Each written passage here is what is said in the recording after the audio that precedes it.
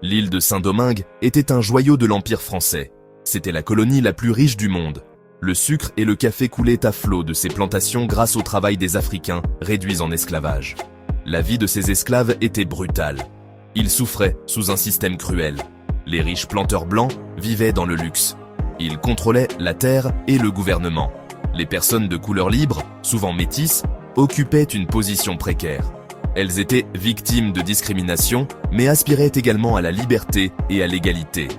Les idées des Lumières se propagèrent depuis l'Europe. On commençait à remettre en question l'esclavage et à exiger la liberté. La Révolution française de 1789 alimenta encore plus ces aspirations.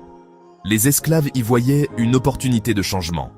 La scène était prête pour une lutte historique. Les graines du mécontentement étaient semées, prêtes à exploser dans un combat pour la liberté impossible à arrêter. En 1791, la Révolution éclate. Une cérémonie vaudou, menée par Dutty Boukman, déclenche la rébellion. Les esclaves se soulèvent contre leurs oppresseurs. L'île sombre dans le chaos. De ce chaos, émergeant des chefs extraordinaires.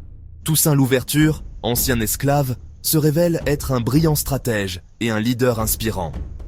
Il unit les rebelles et lutte pour la liberté. Jean-Jacques Dessalines est une autre figure clé. Connu pour sa détermination et ses prouesses militaires, il joua un rôle crucial dans l'indépendance d'Haïti.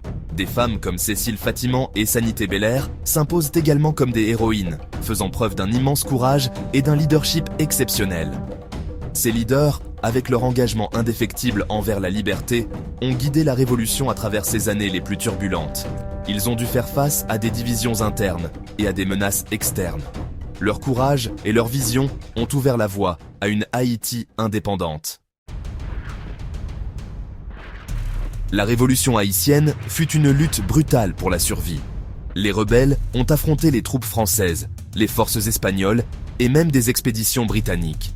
Chaque bataille a mis à l'épreuve leur détermination.